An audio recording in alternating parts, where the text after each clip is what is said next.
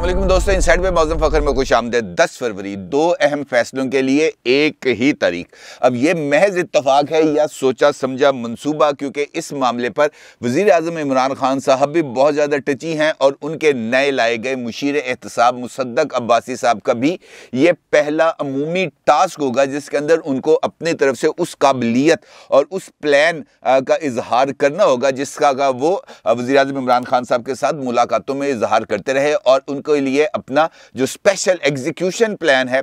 उसके लिए भी इजहार का ये पहला मौका होगा, क्योंकि इन दो मामलात जिसका अहम फैसला होने जा रहा है 10 फरवरी को, उसका ताल्लुक इमरान खान साहब की ख्वाहिश के साथ भी है और उनके एहतसाब बयानिए के साथ भी है जिसको वो एक तवील अरसे से अपने साथ लिए फिर रहे हैं। सवाल ये पैदा होता है कि 10 फरवरी को ऐसा अहम क्या होने जा रहा है, कौन से अहम फैसले की तवक्को है, मुसद्दक अब्बासी साहब पहले बाज़ाब्ता टास्क से किस तरह ओहदा बरा होंगे, इस सारी सूरत हाल पर बात करते हैं। लेकिन इससे पहले बात करते हैं एक अवामी सर्वे की जिसमें पाकिस्तान के आइंदा वज़ीर आज़म के हवाले से लोगों से राय तलब की गई थी और दिलचस्प बात यह है कि लोगों की एक बहुत बड़ी अक्सरियत ने, आप जानते हैं किसके बारे में फैसला किया गया, बल्कि इस तरह सवाल को इस तरह घुमा लेते हैं कि दो शख्सियात के बारे में सर्वे किया गया कि आप पाकिस्तान के मुस्तकबिल के वज़ीर आज़म के तौर पर किस शख्सियत को देखना पसंद करते हैं। उसमें से एक शख्सियत थी मरियम नवाज साहिबा और दूसरी शख्सियत थी शहबाज शरीफ साहब, और लोगों से इसके हवाले से राय पूछी गई तो इसके नहायत ही दिलचस्प नताइज सामने आए, क्योंकि अमूमी तौर पर मरियम साहिबा के हवाले से ये बात सभी मानते हैं, इसके अंदर तो कोई दो राय नहीं कि मरियम साहिबा एक बहुत ज़बरदस्त क्राउड पुलर भी हैं और वो अपने कायद और अपने वालिद नवाज शरीफ साहब के बयानिए को जिस ताकत से लेकर आगे बढ़ती हैं और जिस ताकत से उस बयानिए के साथ खड़ी होती हैं, यकीनी तौर पर वो काबिल सताइश भी है। और नवाज शरीफ साहब की अदम मौजूदगी के अंदर मुस्लिम लीग नून को जहाँ जहाँ पर जिस जिस तरीके से ज़रूरत पड़ी, मरियम नवाज साहिबा ने उसी तरीके से रद्द अमल भी दिया और उसी तरीके से उसका इजहार भी दिया और लोगों के अंदर नवाज शरीफ साहब के बयानिए को खड़ा रखने की उन्होंने भरपूर कोशिश की। अब जब यह सर्वे होता है तो इस सर्वे के जो नताइज हैं वो ये बताते हैं कि 50% आवाम,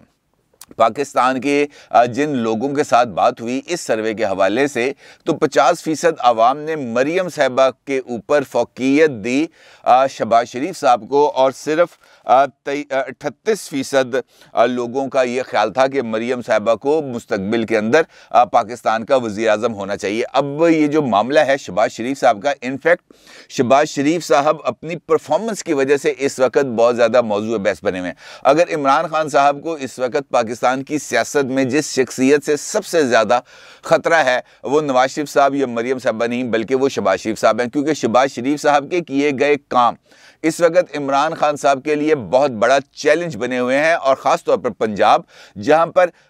उस्मान बुज़दार साहब की कारकर्दगी का अगर कोई पैमाना या किसी जगह पर उनकी कसौटी बनाई जाती है तो वो शहबाज शरीफ साहब के दौर के अंदर हुए काम हैं और तरक्याती मंसूबे हैं। और ख़ास तौर पर जो गवर्नमेंट का कंट्रोल रहा है पाकिस्तान के अंदर, ख़ास तौर पर पंजाब के अंदर शहबाज शरीफ साहब का, चाहे वो मार्केट लेवल है, चाहे वो हॉस्पिटल्स हैं, चाहे वो डिस्पेंसरीज़ हैं, चाहे वो लेबॉर्ट्रीज़ हैं, चाहे वो सैनिटरी का काम है, चाहे वो सैनिटेशन का काम है, चाहे वो सीवरेज का काम है, जहां जहां पर जो जो मामला शहबाज शरीफ साहब ने अपनी अच्छी एडमिनिस्ट्रेशन के जरिए टैकल किया, उस्मान बुज़दार साहब तो उस पावर ऑफ एक्सीलेंस तक पहुंच ही नहीं सकते। और इसी वजह से शहबाज शरीफ साहब को अब लोग याद भी करते हैं और तवक्को भी करते हैं कि वो मुस्तकबिल में पाकिस्तान के वज़ीर आज़म बनकर उसी अथॉरिटी का मुजाहरा करें जिस अथॉरिटी का वो पंजाब के अंदर मुजाहरा करते आए हैं। अब इस सर्वे के अंदर जो एक दूसरा सवाल था वो था कि लोगों से पूछा गया कि आप क्या समझते हैं कि वो कौन सी जमात है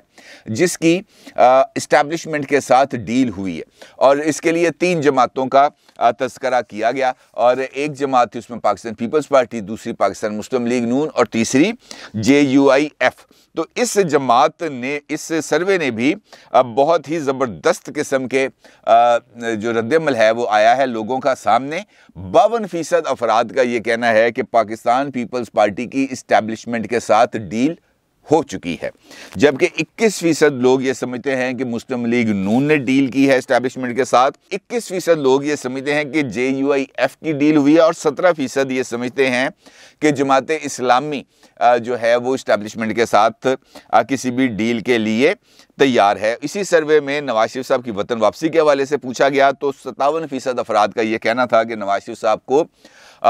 वतन वापस नहीं आना चाहिए, जबकि 12% अफराद का ये कहना था कि नवाज शरीफ साहब को वतन वापस आना चाहिए। ये सर्वे अमूमी तौर पर किए जाते हैं पल्स ऑफ द पीपल को चेक करने के लिए और ये जांचने के लिए कि इस वक्त लोग अब मुख्तलिफ इशूज़ के ऊपर क्या सोच रहे हैं, और ख़ास तौर पर इस वक्त जब लोग बहुत सारे मसाइल का शिकार हैं, ख़ास तौर पर गवर्नेंस के मसाइल का शिकार हैं और उसके ऊपर से आवाम के ऊपर जो महंगाई के बम फोड़े जा रहे हैं, लोग उस सारी कैफियत से बहुत ज़्यादा परेशान भी हैं। और जब ये मामला आता है डील के हवाले से तो पीपल्स पार्टी का जिक्र इस वक्त सबसे ज़्यादा सामने आता है। और उसकी जो ताज़ा तरीन मिसाल जो लोग देते हैं वो सेनेट के अंदर जो स्टेट बैंक ऑफ पाकिस्तान के हवाले से जो कानून की मंजूरी है वो उसका हवाला भी अब दिया जा रहा है, क्योंकि वो तो मोस्ट रीसेंट एक्टिविटी है जिसके अंदर अपोजिशन ने सेनेट में अक्सरियत होते हुए भी इस बिल को पास कराने में अपना किरदार अदा किया। और आज इस हवाले से यह भी आपको एक दिलचस्प वाक़या बताता हूँ कि आज सेनेट का इजलास था और इस इजलास के अंदर जो शाह महमूद कुरैशी साहब हैं, हमारे वफाकी वज़ीर ख़ारजा साहब, उन्होंने इस इजलास के अंदर आज ना सिर्फ ख़ुसूसी तौर पर शिरकत की बल्कि कायदे हिज़्ब इख्तिलाफ यूसुफ रज़ा गिलानी साहब की तो कमाल, मैं वो लफ्ज़ में इस्तेमाल नहीं कर सकता। यूसुफ रज़ा गिलानी साहब बैठे हुए थे ईवान के अंदर अपनी कायदे हिज़्ब इख्तिलाफ की कुर्सी पर, जिस पर उन्होंने कल इस्तीफ़ा देने का ऐलान किया था, और शाह महमूद कुरैशी साहब हिज़्ब इक़्तिदार में मौजूद थे और उन्होंने 10 मिनट तक मुसलसल यूसुफ रज़ा गिलानी साहब पर तंज के तीर चलाए। उन्होंने उनके जो किरदार है उसके ऊपर उंगलियां उठाईं और जो उनका इस्तीफ़ा था इसको एक मजाक करार दिया। और उनका ये कहना था कि यूसुफ रज़ा गिलानी साहब जानबूझकर नहीं आए और हम उनका शुक्रिया अदा करते हैं। यूसुफ रज़ा गिलानी साहब ने हमेशा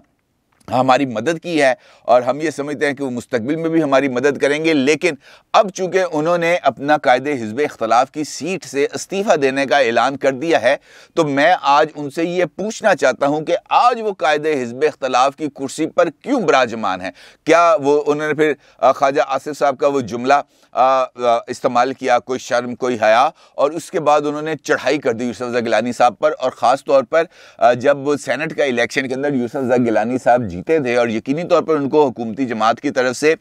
वोट भी मिले थे, और उस वक्त उनके साहबजादों की एक वीडियो भी मंजर आम पर आई थी जहां पर वो वोटों का सौदेबाजी करते हुए मुबैना तौर पर नजर आ रहे थे। इस पर तनकीद की शाह महमूद कुरैशी साहब ने और उन्होंने कहा कि ये वही कायदे हिज़्ब इख्तिलाफ है जो आज भी इलेक्शन कमीशन ऑफ पाकिस्तान के अंदर पेशियां भुगत रहा है और अपने आप को बेगुनाह साबित करने की कोशिशें कर रहा है। और वहाँ पर ये कायदे हिज़्ब इख्तिलाफ साहब जो हैं वो तारीखें ले रहे हैं, वो वहाँ पर एविडेंस पेश नहीं कर रहे। और उसके साथ उन्होंने जो दिलावर साहब वाला मामला है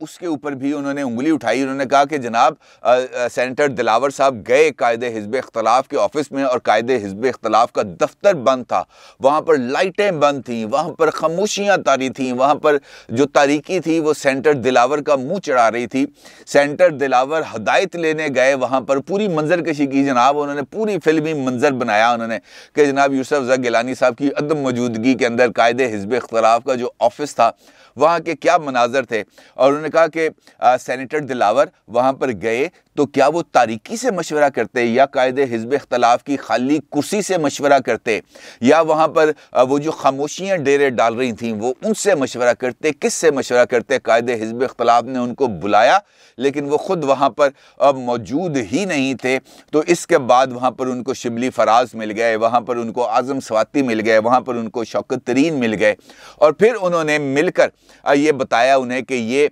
जो कानून है ये पाकिस्तान के लिए किस हद तक ज़रूरी है। तो उसके बाद उनको समझ में आई कि हाँ यार ये तो वाकई मामला बहुत ज़्यादा इम्पॉर्टेंट है और हमें इस मामले की फौरी तौर पर पैरवी भी करनी चाहिए और इस मामले मामले की फौरी तौर पर इस पर गवर्नमेंट को सपोर्ट भी करनी चाहिए। तो जिसके बाद सेनेटर दिलावर ने जो है वो हुकूमत की हमायत की, क्योंकि उनके पास मशवरा लेने के लिए कायदे हिज़्ब इख्तिलाफ ही मौजूद नहीं थे। और फिर उन्होंने भरपूर तरीके से तसल्ली कराई यूसुफ रज़ा गिलानी साहब की, और उनकी इस तकरीर के बाद फौरी बात जो कायदे हिज़्ब इख्तिलाफ चाहते थे कि वो इसका जवाब दें, लेकिन चेयरमैन सेनेट सादिक संजरानी साहब ने फौरी तौर पर इजलास की कार्रवाई को मुलतवी कर दिया। उन्होंने कहा जनाब अब इजलास होगा बाद में, फ़िलहाल तक उस वक्त तक ये मामला ठंडा हो जाएगा, क्योंकि बुनियादी मकसद इस वक्त अपोजिशन के अंदर तफरीक पैदा करने का है। और इसी मामले का इज़हार किया एहसन इकबाल साहब ने भी। उन्होंने भी तनकीद की यूसुफ रज़ा गिलानी साहब पर। उनका ये कहना था कि रात को अगर 11 बजे भी एजेंडा आ गया था तब भी मुल्तान से इस्लामाबाद आया जा सकता था, और कायदे हिज़्ब इख्तिलाफ की अदम मौजूदगी ने यकीनी तौर पर अपोजिशन के मौक़िफ़ को खासा नुकसान पहुँचाया। यानी अब ये मामला, ये जो एक मरतबा फिर पीपल्स पार्टी नून लीग के अंदर एक मरतबा फिर ये अब जो गड़बड़ है ये पैदा होती हुई नज़र आ रही है। और इस सारी सूरत हाल के अंदर 10 फरवरी आने वाली है, क्योंकि इससे पहले इमरान खान साहब जा रहे हैं चाइना, उसके बाद सऊदी जो है वज़ीर दाखिला वो आ रहे हैं पाकिस्तान, और उसके बाद chief of army staff general Qamar Javed Bajwa साहब जा रहे हैं अमेरिका। और 10 फरवरी को इम्पॉर्टेंट 2 मुकदमात हैं जिनकी समाअत होने जा रही है। इस्लामाबाद हाई कोर्ट समाअत करेगी मरियम नवाज साहिबा के मुकदमे की, जिसके अंदर नैब ने एविडेंस देना था, लेकिन मुसलसल 35-40 दिन गुजरने के बावजूद नैब की तरफ से अभी तक एविडेंस पेश नहीं किया गया। और आखिरी जो समाअत हुई थी उस समाअत के अंदर नैब की तरफ से ये कहा गया था कि मरियम नवाज के बेनिफिशरी ओनर होने के हवाले से वो एविडेंस पेश करेगी। और अब 10 फरवरी आ गई है, और 10 फरवरी को नैब की तरफ से अगर एविडेंस पेश नहीं किया जाता, और उस एविडेंस जो अगर नैब अगर पेश करती है और उस एविडेंस से वो अदालत आलिया को या जस्टिस अतर मिनल्ला साहब को कायल नहीं करते, तो फिर मरियम नवाज साहिबा के ऊपर ये जो नाअहली की जो तलवार है वो भी हट जाएगी और उनकी बरियत हो जाएगी, और उसके बाद वो कोई भी अवामी ओहदा लेने के लिए खासी हद तक अहल हो जाएंगी। ये इंपॉर्टेंट टास्क है ये जो है मुसद्दक अब्बासी साहब के लिए। वो किस तरह इसको टैकल करें ये भी मैं भी आपको आगे चल के बताऊंगा। दूसरा अहम मामला है शहबाज शरीफ साहब और हमजा शहबाज साहब के हवाले से। उनके मुकदमे की आज लाहौर में समाअत थी, जो FIA ने उनके खिलाफ दायर किया हुआ है, वो जो 16 अरब रुपए की मनी लॉन्ड्रिंग के हवाले से। और शहबाज शरीफ साहब को चूंकि कोरोना है वो आज अदालत में पेश नहीं हो सके, तो अब 10 फरवरी की तारीख का तयन किया गया है अदालत की तरफ से। और 10 फरवरी को जो है शहबाज शरीफ और हमजा शहबाज साहब की ज़मानत के खारिज होने के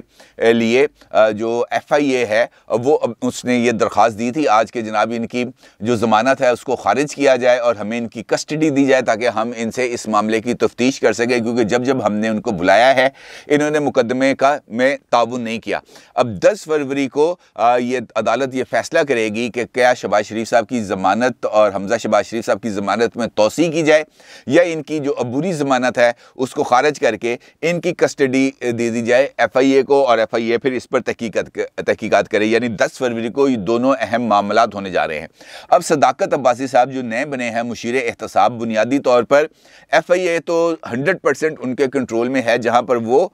इस मुकदमे में शहबाज शरीफ साहब को जेल भिजवाकर इमरान खान साहब के सीने में ठंड पड़वाने का मुकम्मल तौर पर प्लान रखते हैं, और उसके लिए उन्होंने FIA को सख्त तरीन हदायत भी जारी कर दी हैं। और जो शहबाज शरीफ साहब का ये वाला जो मुकदमा है, इस मुकदमे के अंदर जो तफ्तीशकार हैं और जो प्रोसिक्यूशन टीम है उन्होंने भी मुकम्मल तौर पर अब उनको ब्रीफ भी करना है और उनसे हदायत भी लेनी है कि किस तरीके से इस मुकदमे को आगे लेके चला जाए। और शहबाज शरीफ साहब को इमरान खान साहब चूँकि किसी सूरत आज़ाद फ़ज़ाओं में नहीं देखना चाहते, वो ये चाहते हैं कि वो जेल में जाएं, क्योंकि बाहर रह के वो उनके लिए खासे ख़तरनाक साबित हो सकते हैं। तो मुसद्दक अब्बासी साहब ने उनकी ज़मानत को मनसूख कराने के लिए जो ग्राउंड्स हैं वो अब ये जो है FIA की टीम को वो बताएंगे, जो उन्होंने तैयार की हैं केस स्टडी करने के बाद, और देखना यह है कि वो अपने इस टास्क में कामयाब होते हैं या नहीं। दूसरा मामला है नैब का। अगर हम मरियम साहिबा के मामले में देखें, नैब ने तो गुज़िश्ता 3 पेशियों के ऊपर मुसलसल इल्तवा ही मांगा है, क्योंकि नैब के जो प्रोसिक्यूटर हैं उनका ये कहना है कि उनको हो चुका कोरोना और अभी वो दलाइल देने की पोजीशन में नहीं है। दूसरी दफ़ा आखिरी जो समाअत हुई थी उस समाअत के अंदर नैब के जो वकील थे उनका ये कहना था कि हमने अभी एविडेंस पेश करना है और हमें एविडेंस पेश करने का मौका दिया जाए, तो जिस पर अदालत का ये कहना था कि आप मुकदमे को कितना अरसा चलाना चाहते हैं, आप एविडेंस क्यों नहीं पेश कर रहे। और उसके ऊपर खासी सरजनिश भी हुई थी नैब की। तो उसके बाद नैब की तरफ से अब ये एविडेंस आना है कि लंदन के अंदर जो अपार्टमेंट्स हैं उनकी बेनिफिशरी ओनर यानी उसकी जो मलकियत है हतमी तौर पर उसका तयन किया जाएगा कि क्या वो मरियम साहिबा की है या नहीं, नैब की तरफ से पेश करदा शवाहद की रोशनी में। और ये भी एक अहम टास्क है मुसद्दक अब्बासी साहब के लिए, क्योंकि उन्होंने इमरान खान साहब के साथ जो मुलाकात हुई थी उसके अंदर उन्होंने इस बात की गारंटी उनको दी थी कि आप मुझे 6 माह का टाइम दें, 6 माह के अंदर आपके तमाम के तमाम जो दुश्मन हैं वो जेलों में होंगे और उसके बाद आपको किसी किस्म का कोई खतरा नहीं। और अब देखना यह है कि नैब का जो एविडेंस है वो एविडेंस क्या इतना स्ट्रांग है कि वो ये बात इस्टेब्लिश करे कि लंदन अपार्टमेंट्स उसकी जो ओनर हैं, जो बेनिफिशरी ओनर हैं, वो मरियम नवाज साहिबा हैं। क्योंकि अगर नैब ये बात इस्टेब्लिश नहीं कर सका तो फिर उसका एक ही नतीजा निकलेगा और वो नतीजा निकलेगा मरियम नवाज साहिबा की बरियत का। और ये मुसद्दक अब्बासी साहब की जो नई पोस्ट है उसके लिए भी अच्छा नहीं होगा और इमरान खान साहब की फ्यूचर पॉलिटिक्स के लिए भी ये एक बहुत बड़ा खतरा साबित होगी। अपनी राय का ज़रूर इज़हार कीजिएगा। आपका बहुत शुक्रिया। अल्लाह हाफिज़।